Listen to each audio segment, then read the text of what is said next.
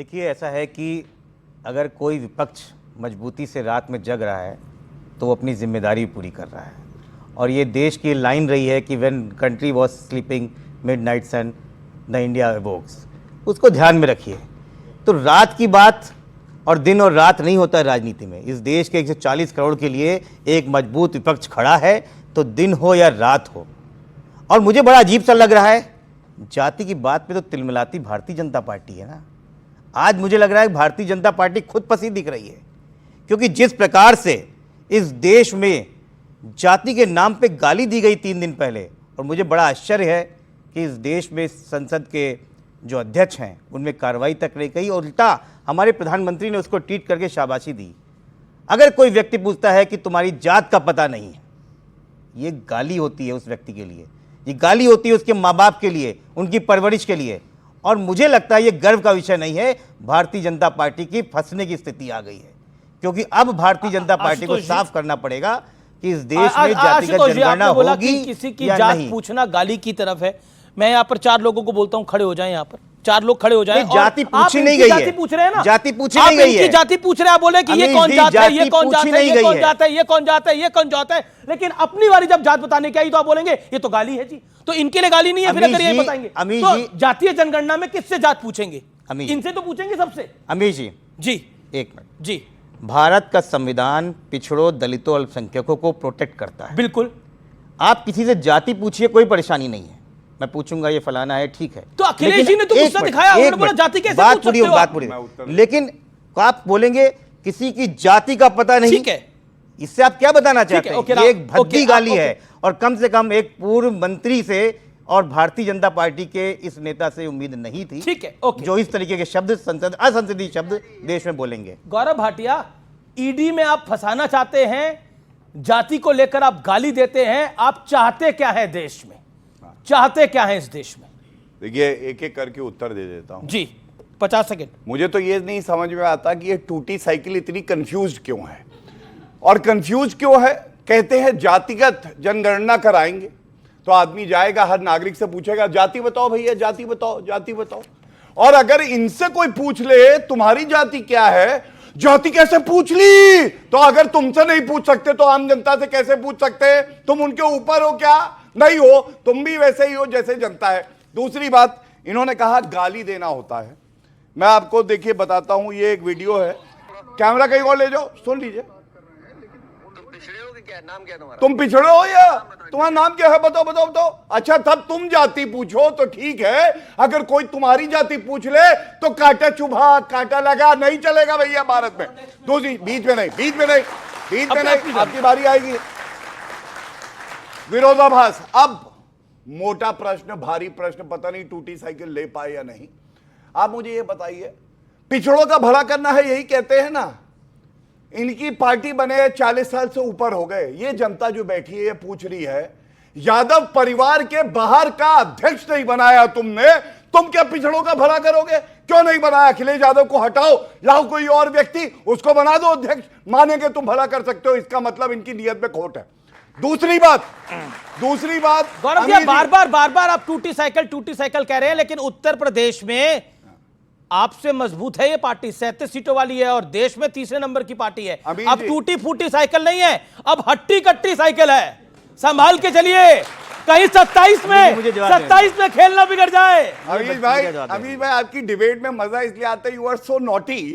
कोई साइकिल अगर चौड़ी हो जाएगी, हट्टी कट्टी हो जाएगी तो चल नहीं पाएगी। यहां साइकिल का टायर तो फटा हुआ है। आप मुझे बताइए, केंद्र में सरकार किसकी बनी? 2014 में 5 सीटें, 2019 में 5 सीटें हारे। और मुख्यमंत्री, ये तो रीजनल पार्टी है ना, मुख्यमंत्री 2 बार योगी आदित्यनाथ जी बने। इसी साइकिल को तोड़ा था और फिर से तोड़ेंगे। गुरूर इसका क्यों मालूम है? तुष्टीकरण की राजनीति करती है। मैं बात अंत करूंगा एक तथ्य और देके। आपको मालूम है कास्ट सेंसस 2011 में भी हुआ, यूपीए का हिस्सा थी, समाजवादी पार्टी भी, आरजेडी भी। आप एक बार पूछेगा ये सवाल, अगर उत्तर मिल जाए सलाम ठोक के जाऊंगा। क्यों नहीं कास्ट सेंसस जो इन्होंने कराया Point है उसको आपकी बात। सार्वजनिक किया? Point, क्या point जनता है, नहीं point जानना है, चाहती point है? है। आपकी बात अब है। सत्ता से बाहर आपकी है, बात पे मोदी point जी है। ने क्यों नहीं कराया? मोदी जी तो सब कुछ करेंगे, देश को आगे लेके जाएंगे। आपने क्या किया? ठीक है, ये आप अपने आपकी बात पे कुकर्मों को पॉइंट पहले है, उजागर फैक्चुअल करिए। बात है। बस 2011 में कास्ट सेंसस हुआ, उत्तर ले लीजिए। लेकिन आंकड़े जारी नहीं किए गए। आंकड़े क्यों नहीं जारी किए गए? और इस देश के कौन से दो पूर्व प्रधानमंत्री रहे जिन्होंने जातिगण गणना पर क्या बयान दिया था और आरक्षण पे क्या बोला था, यह भी आपको जानकारी में है। कंचना यादव, 50 सेकंड आपके।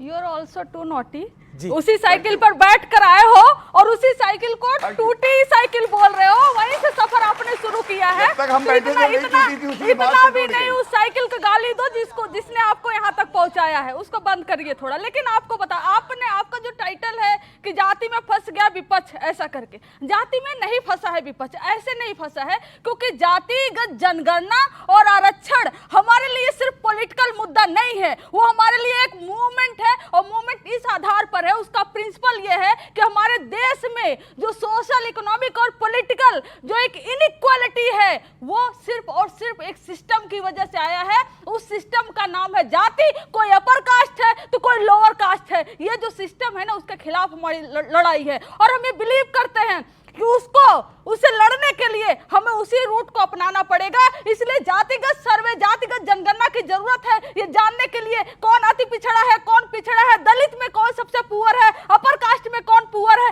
इसमें किसी जात के खिलाफ लड़ाई नहीं है। अगर कोई अपर कास्ट आकर हमारा साथ देना चाहता है और हमारे प्रिंसिपल पर बिलीव करता है तो उसका स्वागत है। और बहुत सारे ऐसे लोग हैं जो मानते हैं कि जो जातिगत व्यवस्था की वजह से जो बीमारी समाज में आई है, उसका सोल्यूशन इसी के माध्यम से हो सकता है। तो इसलिए हम फंसे नहीं हैं। आप लोग तो ऐसे कह रहे हैं कि जातिगत जनगणना होने के साथ ही इस देश के अंदर बहुत बड़ी बहार आ जाएगी, इस देश के अंदर की सारी समस्याएं दूर हो जाएंगी।